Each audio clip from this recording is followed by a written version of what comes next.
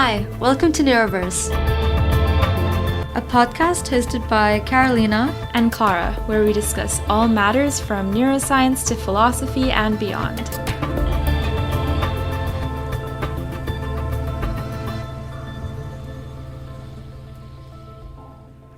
Welcome back to the second part of our episode, another addition to our series, Tools for Looking into the Brain, which is supported by Scientifica. And today we are joined by Ashlan, Reid, and Sosa, who are both postdoctoral fellows.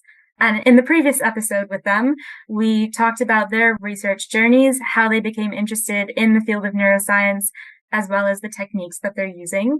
In this episode, we're going to be diving more into the importance of community in launching independent research careers.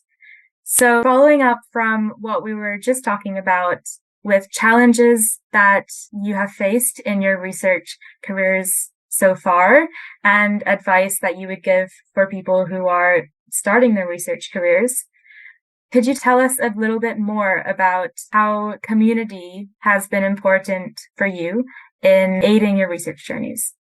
Sure. So I think especially as a postdoc where you don't have a built-in cohort like you do in grad school, it can be a very isolating time. And I think this was especially heightened during the peak of the COVID-19 pandemic when a lot of us were working from home and universities were shut down. I know at Stanford, we were kind of prevented from going back into the lab for many months. And even when we could go back, it was in short shifts. So there weren't really a lot of people around in the lab to ask questions. There weren't the normal, on-campus events. And so a lot of virtual tools kind of exploded around that time to connect people. And one of these was a group called Leading Edge, which was started by Dr. Karen McKinley, who's a current assistant professor at Harvard.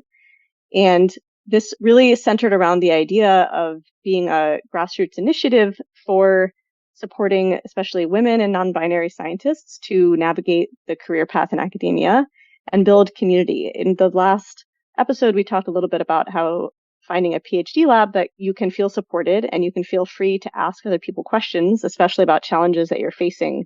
Because as Clara said, often when you ask those questions, you find that somebody else is experiencing the same thing, and they're more than happy to both commiserate with you and to share their advice. And for me, and this is where Ashlan and I met through Leading Edge, that's what that community has really been for me, is a place to both learn about other scientists that I might not have crossed paths with otherwise, and where we can crowdsource information on all these hidden rules in academia. And I can be vulnerable and I can ask questions. So within the group, people are really in the same career stages. And so it's peer mentoring, this peer-to-peer mentoring that I think is really powerful and has emerged as a particular strength within the group, that we basically can see each other through times where we're experiencing very similar challenges, encountering different kind of life stages, that kind of thing, like all of the both scientific and, personal things that have to kind of come together in order to launch a career. And I think that this particular time, this transition to a faculty job, to launching your independent research program, is really a time that can be very isolating if you don't have kind of support within a group of people that are going through the same thing, because the landscape is very different. It changes year to year. I think the academic job market changes what departments are looking for, what they need to kind of develop their departments into the direction that they want to grow. And I think this particular community is extremely diverse. In the Leading Edge, there are cancer biologists, immunologists, virologists, neuroscientists, chemists, biochemists, people that are interested in regenerative medicine and neurodegenerative diseases. And the group really spans every field of the life sciences. And what this does, I think, is to help you develop your science communication skills for a broader audience so that you can kind of tackle the academic job market with being able to, describe your goals, describe your independent research program, convince people that you're going to basically improve the world with your independent research program. Can I just clarify, what do you mean by independent research program? Would this be like fellowships that you gain and then craft out your own project from, or would it be like a PI position? Right. So the group is founded on the mission of getting people into academic faculty positions. And so along the 5 years that Leading Edge has been accumulating fellows and doing programming, it's grown to over 200 early career researchers, and 99 of us have received tenure track job offers and have launched their independent labs across the country and across the world. And so the mission of the group is really to amplify voices and to help people transition to faculty jobs and build careers where they can advance their science and make an impact in the world. But there's a lot that goes into that is hiring people, recruiting trainees, recruiting postdocs, managing people who are navigating these challenges that we've been talking about. So basically building that lab culture in the way that you want to really is an art, and you can learn from people who've been doing the same thing. Yeah, I think it has really been so helpful too to have those kinds of discussions with biologists from many different fields. So for instance, one of the kind of specialties of Leading Edge is this idea of building our brand. And there's actually a publication that you can see on the Leading Edge website under the resources tab, where a group of the fellows co-authored to describe our process for this. And the idea is that you can synthesize the scientific ideas that you have worked on and that you want to work on in the future to define what your niche is, what your contribution to science is going to be, and getting to workshop that with other people who are not necessarily neuroscientists. So when I say, I'm going to study hippocampal replay, which we talked about in the last episode, these bursts of hippocampal neurons that reactivate prior experiences in the context of reward learning, or in how different cognitive and physiological demands change what information is stored in memory, I can see how that lands on a very broad audience, and people feel empowered to say, hey, I don't actually know what you mean by that. Like, you've got to break it down, just take a step back. This figure that you've designed is not working. I don't know what that mouse is supposed to be doing, And so having that very honest but supportive and constructive system of feedback and of getting input has been really critical. And because many people have already navigated the job application process, we can also ask questions like, hey, I have a Zoom interview for a faculty job coming up. Like, what types of standardized questions should I expect to get? And, how would you approach this question? And so that's been a great resource. And Leading Edge has also made a push to share this information that we've developed with the public. There are several other publications kind of around navigating job market things that are also available. And so, part of our mission is also to share this crowdsourced knowledge with the world.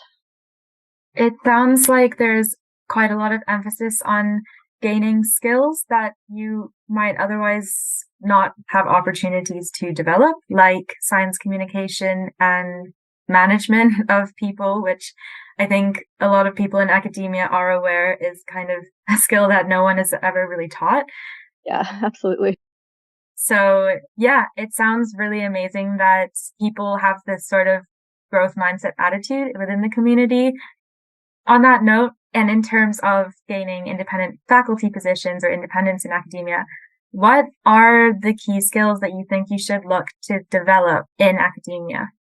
Well, one of the things that we touched on already is this idea of developing and communicating a clear vision of how your questions will advance science. This is important both in how you pitch your research program to, let's say, a faculty search committee. It's also important how you lead your lab, like making sure that everyone in the lab understands what the big picture mission is and how everyone's contributing to it.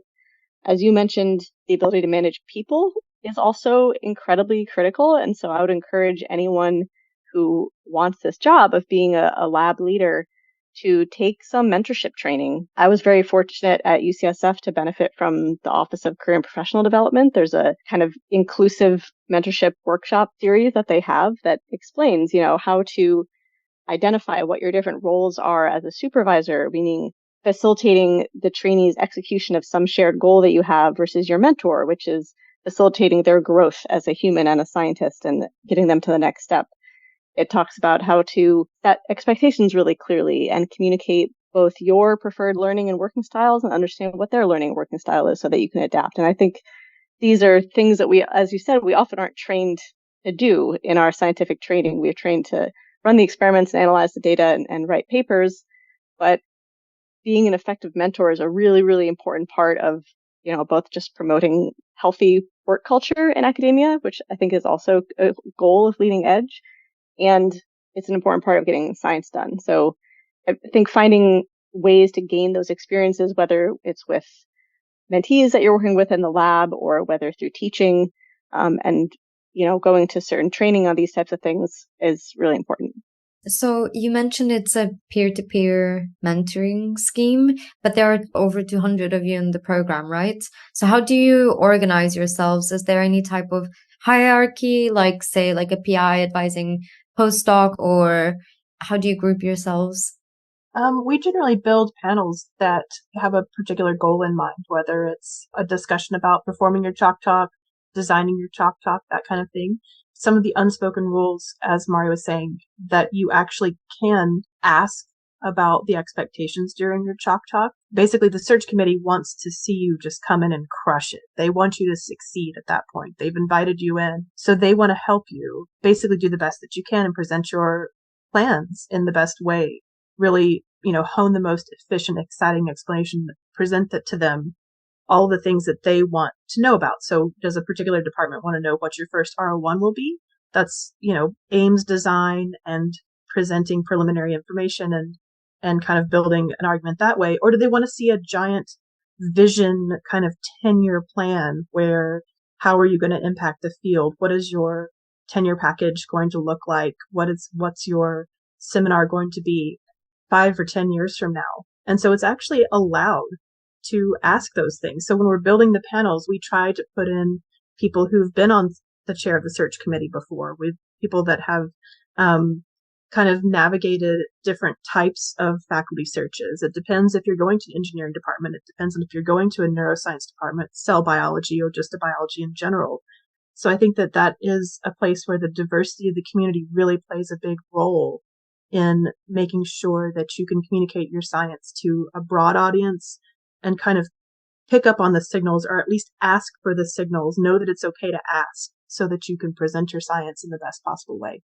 So I have a follow-up question. I just wanted to ask whether Leading Edge is worldwide and if people can join from anywhere in the world to receive mentorship or to give mentorship.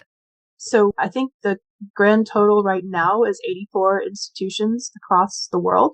We have people in Australia and the UK, but most of our programming is about the job market in the United States. We do have an international, basically, subgroup in the kind of the Slack community that we've built. So a lot of the programming is really, since it's a peer-to-peer, we have more information about how to navigate the job market in the United States. But we're absolutely open to kind of the universal challenges of succeeding in a faculty job. Because the thing is, you don't just get a faculty job and then stop. You get your faculty job and then you have to write grants, which is another place where you build your brand, where it's basically getting the reviewers for your grants to be excited about your work. You can't bog them down in details. You need to get to the point and make sure that you are refining a story in a way that makes sense and is compelling and will encourage people to give you money to do the science that you want to do. So, succeeding in your academic career actually is more than just getting that job, more than just negotiating the offer. It's actually taking the next step on to build your lab and launch your program. I wanted to add too, you asked, how do we organize ourselves? And one of the main ways that Ashlan mentioned briefly is through Slack. And we are not the only online community on Slack. There's also a future PI Slack that anyone can join. You just send an email to the organizers, and it's an incredible resource of information both for during the job application process and after you've started your lab, and how early career researchers kind of around the world network on finding example grants to look at or examples of teaching and syllabus construction. And we do a similar thing with the Leading Edge Slack, where it just becomes a completely open access system to ask questions about whatever you're curious about, to commiserate or share similar experiences, to share advice with others. So it really just promotes this kind of organic peer-to-peer mentorship scheme where, if someone posts something that I have expertise in or that I've recently experienced, I will jump on and comment and offer some feedback or perspective. But sometimes I don't have that experience, and so I'm just there to listen, or sometimes I need feedback and I can post whatever question I can think of. I know there are other tools like this in other communities online, and this, I think, is becoming an increasingly powerful tool to reach across both, scientific and international borders and find like-minded researchers that can share their experiences with you. I'm optimistic that community building in general is seeing a real uptick lately, whether it's Blue Sky or any of these Slack type communities that Mari is mentioning. I think everyone wins when there's kind of this mutual respect and a healthy dose of like cheerleading for everyone, and being able to really find your people and kind of navigate what can be kind of a hostile environment and kind of full of unknown. So I think that people that are struggling like to feel supported and like to be able to reach out to other people going through similar situations. So like really exercising that perseverance muscle, the learning that you're doing, the skill that you're developing is really kind of navigating, charting a path through a scientific career where you can really succeed and do some great things. Yeah. And as somebody who, as I've said, is much earlier on in their academia career, I guess I could say, I hadn't thought about communities like this existing. So it's really good to hear that it does exist and that there is support for if I ever reach that stage of wanting to gain independence of any sort. And I think also just to highlight the importance of mentorship in science, which has been alluded to quite a lot in this episode and in the previous episode, because I feel like I'm also getting to a stage where I'm starting to reflect a lot on my earlier mentorship experiences where I had great mentors. And at the time, I didn't even realize how much they were sort of providing for me and how they were putting in effort to mentor me without any real benefit to them except for like teaching experience, I suppose. And then now I'm getting to the stage where I'm starting to mentor some people and I'm realizing how it does actually benefit me and how these experiences are very useful for my own development as well. And sort of seeing the framework of the mentorship ladder that exists within academia and how that hopefully drives people to want to form these communities because they see the benefits of helping others. Yeah, it's really amazing to see all of these supportive programs. I've become aware of a few recently. And also, this is a bit adjacent, but this message has kept popping up to me recently, either in the form of books or like a documentary about survival of the friendliest. And so I do think there's something about, supporting each other and being there for each other and giving to our community that is good for society and ensures our longevity. Yeah, and I think it comes back in unexpected ways. I think this isn't really something we've talked about so much, but it is related to this community building ideas, like how to build a network. And I remember early on in grad school, I was very stressed every time I went to conferences, and I felt like I was never meeting enough faculty or talking to enough big names or whatever. And I think as the years went on, I realized that, those interactions are wonderful when you have a really, organic, fulfilling conversation with someone more senior to you. But a lot of the most effective networking is just done with peers. It's just literally making friends at the conferences, people you can go have dinner with, have a drink with, whatever, talk to about life and science. And a lot of these interactions will come back to support you in ways that you might not even anticipate.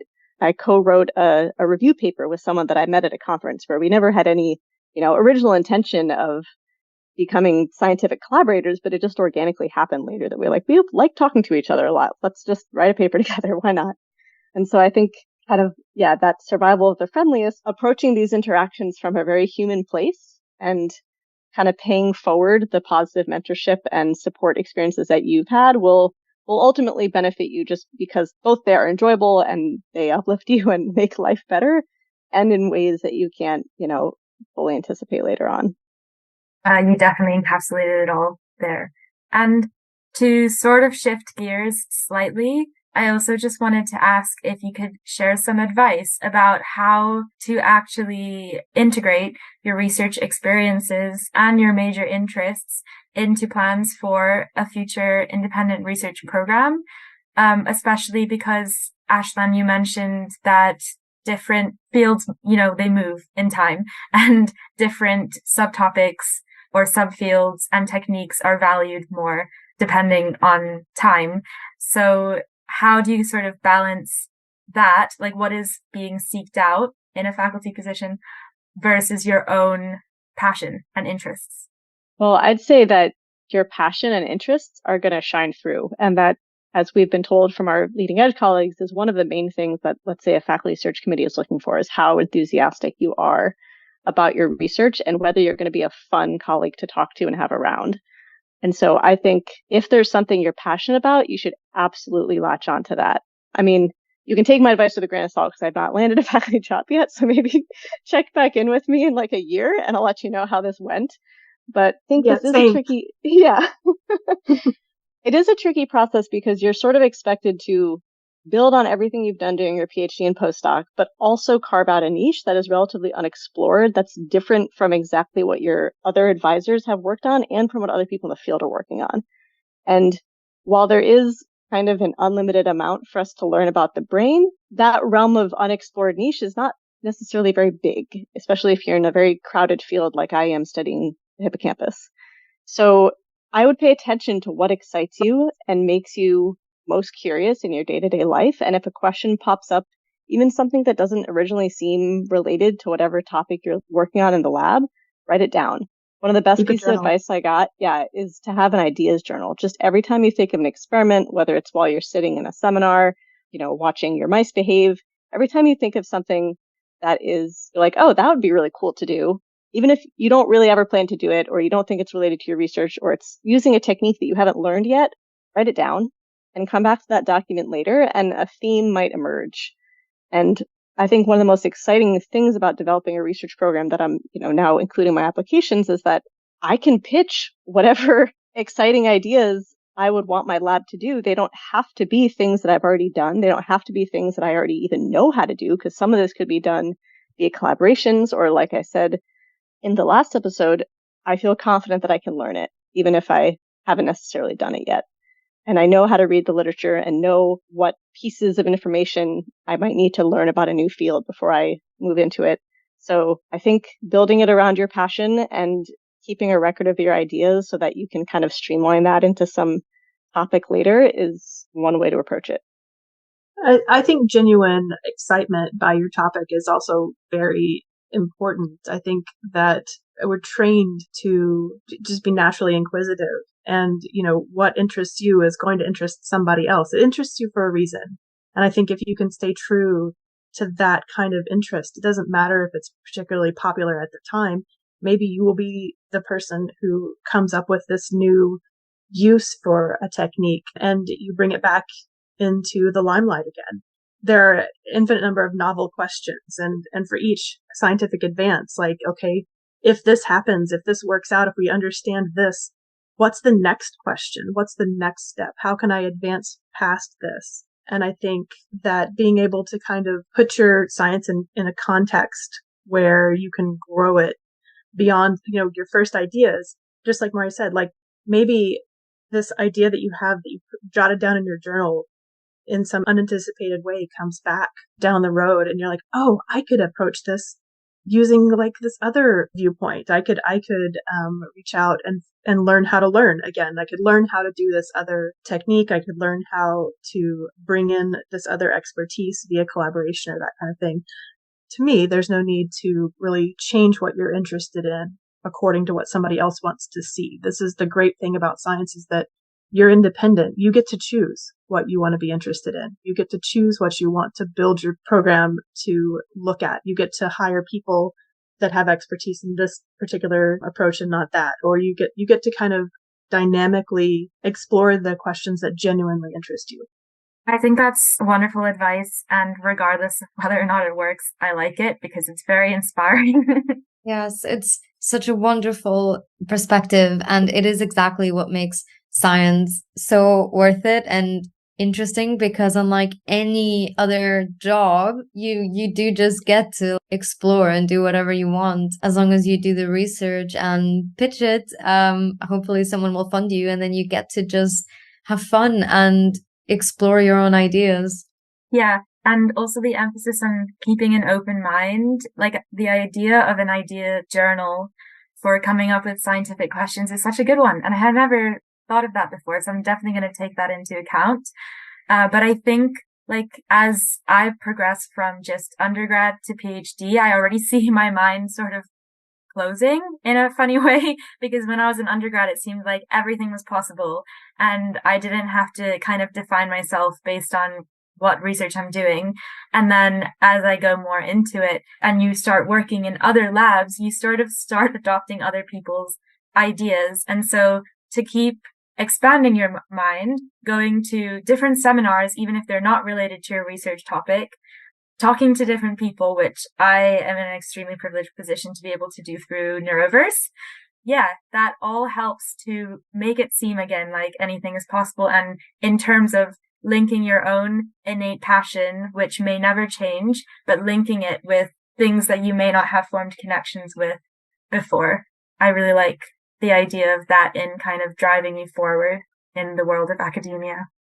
Totally. Yeah. Awesome. There is a closing off that happens just because you start learning how much is actually known and how much is unknown. And so, the scope of the questions you're asking becomes constrained. I find that undergrads and actually children often ask the most big picture, like fundamental, insightful questions that I never have an answer for because I'm like, we don't know, right? Like nobody knows. That has never been solved. And so while you're narrowing your scope as you progress through your training, that allows you the power to know where the holes are and like how you would plug them. And I think the main benefit that can come from going to seminars outside your topic of expertise, which this is something that always blows my mind when I go to like, I don't know, a molecular biology or, immunology seminar, is someone presents their research program.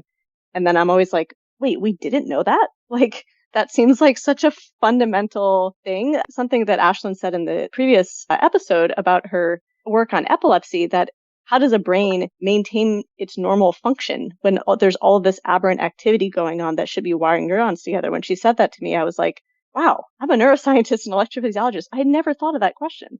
I didn't even realize that it was something that we didn't know. And so I think finding those places where you can identify that gap, blow someone's mind by telling them that it's unknown, but that you have an idea of how to fill it, you're golden. That's the whole game.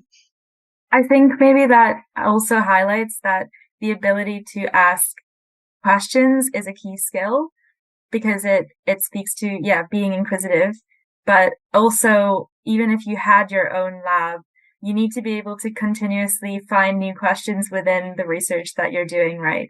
So I guess just constantly practicing being inquisitive about absolutely everything, asking questions and talks that you don't know that much about, because it's easy to assume, oh, we probably already know that. Like, I'd say another skill is being able to pose that question in a way that we can answer it. Like there are, infinite questions, but you have to take the first step with the tools that you have. And I feel like the expertise that you can kind of draw from. I think the art to all of this is, yes, have a growth mindset. Yes, ask wild questions, ask big vision questions and think about your ideas, but also you have to kind of rein it in a little bit because the question has to be posed well in order to be answered. And I think that being hypothesis driven, having a big goal in mind, but identifying which incremental bit we can add to the puzzle, which piece can we put in right here? Like, does it line up with an edge, or does it have the same color, or does it have a good compatible shape or whatever?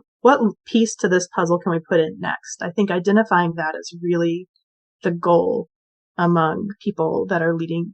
They're being mentors. And I love the idea that Mari had mentioned before about getting trained to be a mentor. I think that as you're leading other people through their careers as well, you have to kind of keep this in mind. How do you pose the question that they're going to be able to answer, that they're not going to come up against these challenges that they can't overcome, and how you're going to kind of navigate that path with them. Yeah. And also what you were saying about being able to ask the right questions, that's also where you need to know your techniques, because you need to know how answerable they are in an empirical scientific way. And being versed with neuroscience techniques or techniques of whichever field you work in is like knowing a language to these questions you're trying to solve. I like the analogy to learning language, because one of the best ways to learn a language is to be in an immersive environment. And so surrounded by people who are speaking that language so that you can hear the cadence, so that you can pick up on the words, so that you can understand the nuances. I feel like that leads us back to community building, where you seek out scientists that are maybe not speaking your dialect, but they're speaking your language. And so you develop this kind of skill for communicating your science in a way that makes sense to a broad audience. And I think that that's what really having a scientific community and reaching out, practicing in safe spaces, getting that support from people to navigate challenges. I think that's all very important.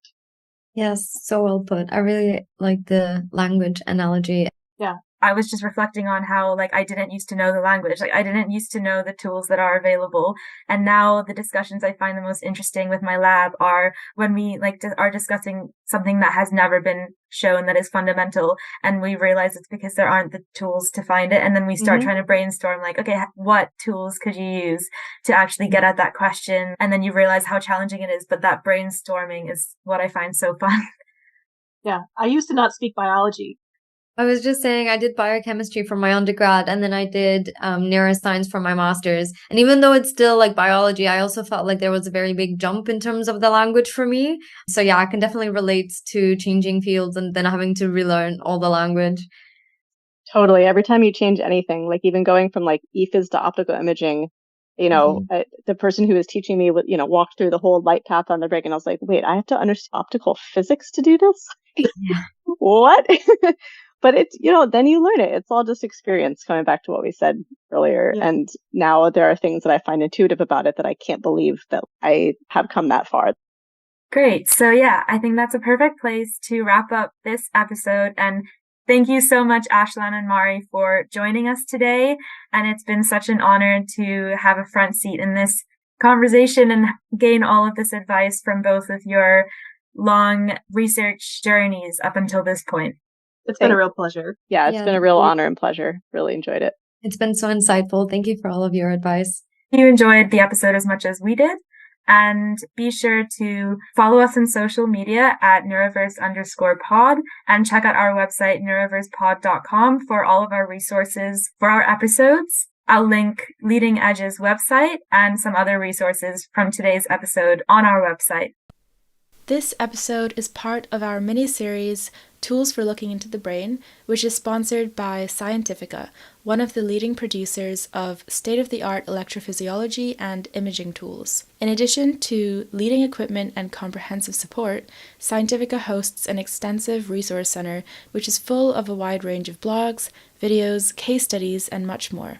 Be sure to check out their website for more information and to find out more about other tools for looking into the brain. Thank you again for listening.